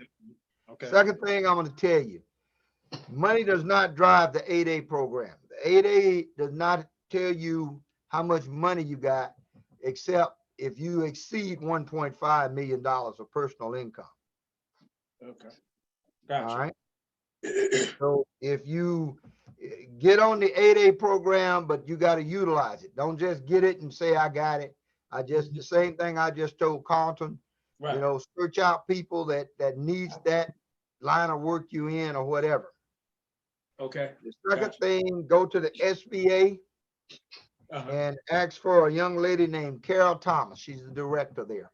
Carol Thomas. Carol Thompson. And tell her that Patrick Hughes sent you to talk to her and says, help me, tell me what I need to do. If she doesn't throw you out, she'll help you. One of the two. Because I would probably be concerned if you've been in business that long and have not gotten into the, and here's the thing, ladies and gentlemen, if business was easy, everybody would be doing it. Correct. And I just told you the difference between an entrepreneur and a business owner. And please don't take this wrong way, Brian. You're a business owner at this point. You're just kind of got a business, doing some work. There's a lot of reasons why I'm not going to the level that I should be.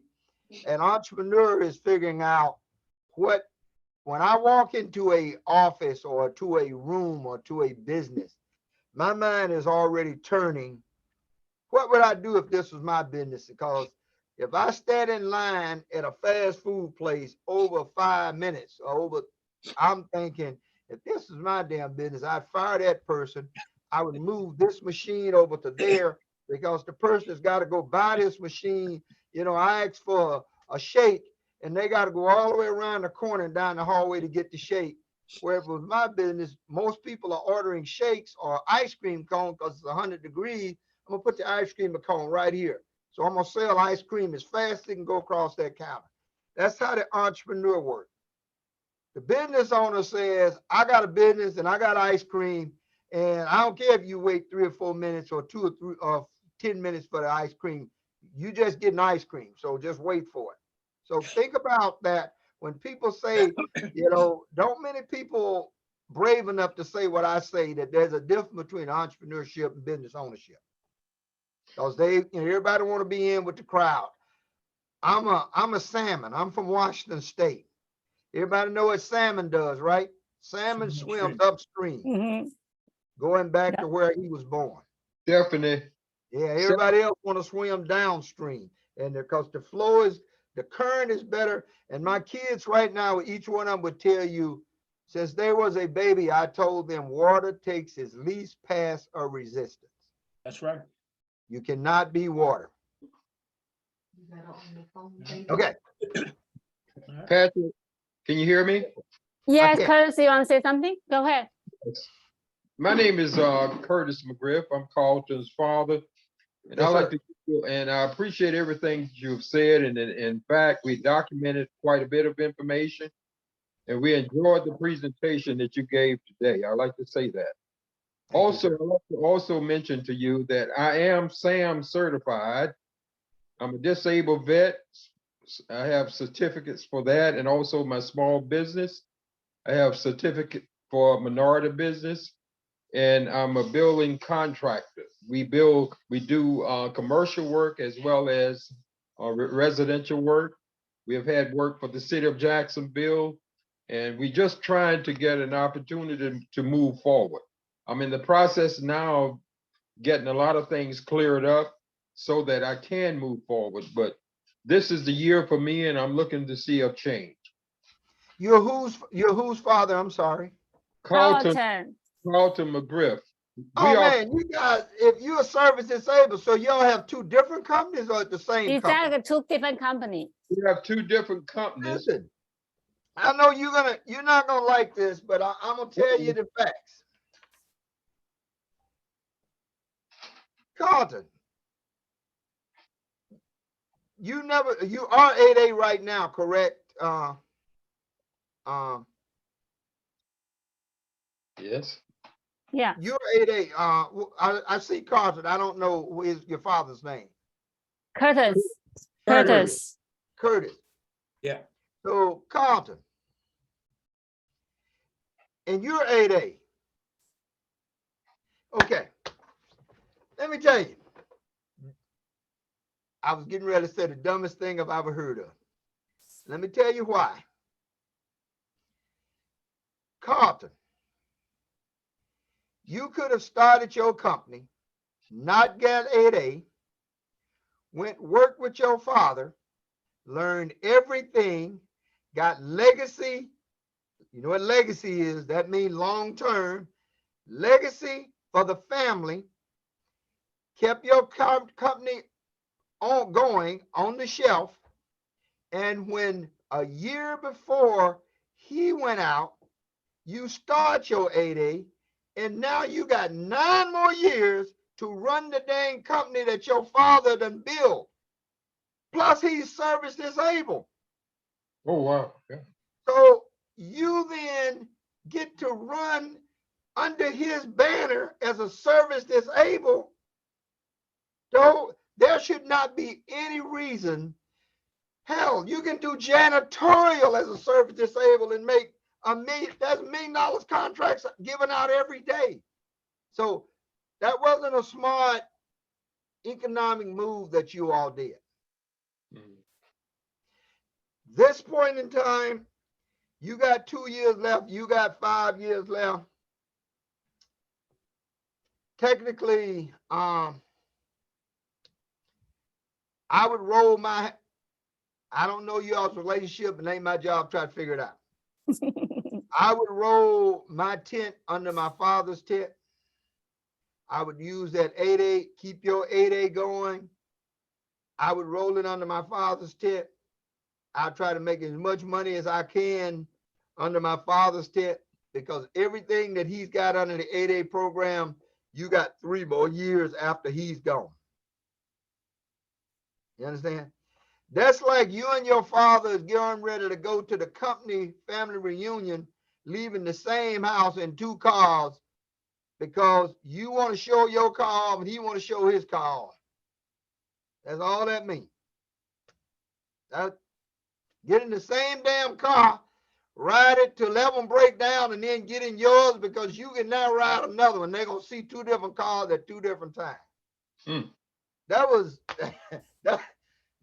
Hey, but you know, I'm not knocking it because in business we always do things and we don't understand why. I have 3 children. One of the things is, 2 of my children work for me right now. They are both directors, and they know that soon I'm turning it over to them. I'm gonna still get my paycheck, but I'm turning it over to them. Mhm. When I'm in service disabled, go join the National Guard, Carlton, so that you can then you're service disabled, you're a veteran. Yeah, okay. I hope I did. That was a little funny, but I hope that was some inspiration in that, man, because that don't pass that common sense test. That unless you guys got issues, and if you do, keep them to yourself. I don't want to hear them, especially today. But No, if you we don't don't have issues, you we're guys working- should be riding in the same car. we're working together as a team, Patrick. My son and I are working together as a team with projects and things that we do. So we don't have any type of dispute or anything. We Yeah. work together. Yeah, Now, you need. as far as his 8A, he had his 8A before I was certified, with the government. And in fact, I was certified about a year and a half ago. Mhm. He had his 8A prior to that about what? 4 years. 4 years, and he got 5 more left. So Right. it was But- in between. It was not together when this was done. So Listen to me though. we're You not, had 8A. Listen to me. You had 8A. Your father, you had 8A, right? Carlton had AA. Who had 8A first? Carlton. So Carlton if had you got 8A. 5, when did you get your 8A? 4 Father, years ago. The 4 father. years ago. The father. oh no, I don't have no. an 8A. I do not have an 8A. He's service disabled. All I'm right. certain. And you have 2 Okay, you hear different me? companies. Sam Y'all hear certified. me now? Yeah, and you have, wait a minute, okay. Okay. You're Sam registered. Yes. Yes. You understand the terms. There's a difference between certified and registered. Hmm. Okay. All right. Registered means you registered with SAMS and you're able to do work for the government. That's correct. Certified means you're certified through, are you certified through VIP? Do you have the Yeah, he's certified with service disabled veterans mobility All like right, you. okay. So I was beating y'all up because when you originally said both of y'all was 8A, that just didn't make no sense to me. Now, Right, no. wait a minute. Listen to me. So now, what I would do in you all's case is I would do a joint venture Okay. under the banner of service disabled. You understand? Okay. Then I would start talking to veteran contractors like Wash, Big Wash, Yeah, WALSH, wash construction. and let them know that you are a service disabled veteran owned company. Mm-hmm. All right. And I'm also have a joint venture with my son, who is a certified painter. Mm-hmm. You GC. tracking? I'm a He's a- certified GC. I want to be clear. I didn't mean to cut you off, Patrick. I'm a certified general contractor. It don't matter. It Okay. don't matter. Listen to me. Yes, sir. You're trying to let Wash Watch. and these other large contract GCs Yeah. know that there is a service disabled minority company out there that is willing to come on, because all large contractors has a have to put in a subcontractor plan or with minorities. And they have to tell them what their plan is going to be. And you fit into that bucket as a service disabled. And then when you tell them furthermore, my son, a part of this joint venture, is an 8A, they're going to be grabbing for you. Okay. So I would, don't do it today. Do the research on getting a joint venture, the two of you joint venturing. So you can still do your work, he can still do his work, but you're doing a joint venture. Okay. All right. Thank you for that. I suggest to you that already. And yeah, that was, I will say that Stephanie has told us that. And Patrick- because you're able to fill two buckets. You want to Yeah. contract everybody. I'm service disabled. I'm hub zone. I mean, I'm this. Go locate how many other workers you got. Find some plan. Put your principal job in a hub zone area. Okay. Patrick, I want to add one more thing. Actually, Carlton resident is hub zone. Yes. Hey guys, I got one more question in me, then I got to go. I mean, I I'm know, I know. already late here. I know. This has been great. I've been truly enjoyed it. And yeah. One more last question or I'm gonna have to roll, guys. Yeah. Okay, guess everybody okay then. Thank you so much for everybody coming. And I Thank think you. today's meeting was really productive. And thank you, Patrick, again. I appreciate for you giving us a 2 hour time. Thank you very We'll much. see you next Stephanie. time. God We will bless. keep in touch with you. All Thank right, you. Thank you, thank Patrick. you. Okay, thank you everyone Thank you for now. coming. God bless. Bye Thank you. Bless you, man. bye. Bye-bye. Bye Bye-bye.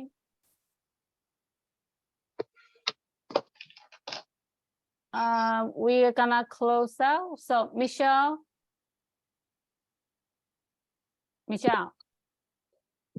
think she's not here yet. Okay. So does anybody have any question before we close out? No? Stephanie, Okay. we just appreciate you, bringing everyone together. Mm-hmm. Thank Um, you. Really thank you for that. And we'll be Yeah, I getting, already told you this meeting gonna be very great, and then it's gonna give you a really great outlook for your future. Yes, And I ma'am. think it's not just to listen to me personally, but you listen to someone who's already there. Mhm, That's the reason for today's meeting. mhm. Yeah. Thank you again, Stephanie. You're and welcome. we'll stay in touch with you. Mhm. Thank you so Alright. much for coming. Okay. All Okay, right. bye-bye. Bye-bye. Right. Have a good one. Bye-bye. Bye, Bye-bye. you too. Bye-bye. Bye-bye.